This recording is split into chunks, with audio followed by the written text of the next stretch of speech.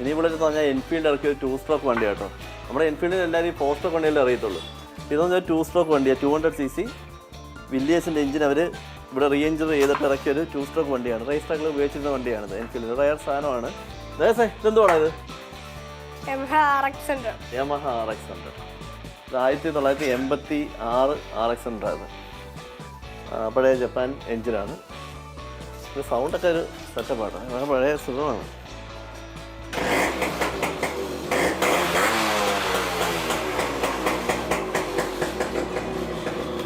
വർഷം ഇത്ര കഴിഞ്ഞാലും RX100ൻ്റെ ഫാൻസ് ഒരു കുറവില്ല.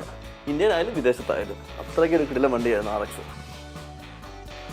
ഇത് RXZ ഇല്ലയോ? ഏതാ? RXZ സ്റ്റാർട്ട് ചെയ്ത് കൊടുക്കുന്ന സായി.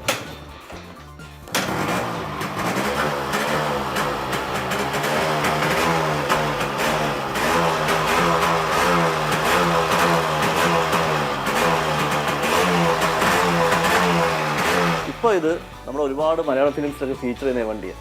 TVS സുസുക്കിയുടെ സുപ്ര എന്ന് പറഞ്ഞ വെർഷനാണ്. സുപ്ര നമ്മൾ അധികം ആരും സുസുക്കിയുടെ കേട്ടിട്ടില്ലാത്തൊരു വെർഷനാണ്. നമ്മൾ സുസുക്കിയുടെ ഷോഗൺ, സാമുറായി, മാക്സ് 100 ഇതൊക്കെയാണ് കൂടുതൽ ഇറങ്ങിയ വണ്ടികൾ. AX100, BSA. ഇത് 1953 മോഡലാണ് BSA. ഇതൊരു ബ്രിട്ടീഷ് അന്നത്തെ ഒരു ഇമ്പോർട്ട് വണ്ടിയാണ്. ഇത് Yamaha RD350. എല്ലാവർക്കും ഇപ്പോൾ ഈ ഇൻ്റർനെറ്റ് ഒക്കെ വന്നതിന് ശേഷം അല്ലെങ്കിൽ ഫേസ്ബുക്ക്, ഇൻസ്റ്റാഗ്രാം വന്നതിന് ഇപ്പോൾ ഒരുമായിട്ടൊക്കെ എല്ലാം അറിയാം. Yamaha RD350 അത്യാവശ്യം ക്രേസുള്ള വണ്ടിയാണ്. ധോണി ആയാലും ജോൺ അബ്രഹാം ആയാലും ഒക്കെ അവർ ഈ വണ്ടി കളക്ഷനും റൈഡ് വീഡിയോസൊക്കെ ഇട്ട് ബാംഗ്ലൂർ ഡേയ്സ് ഫിലിമിനകത്ത് ഫീച്ചർ ചെയ്ത വണ്ടി.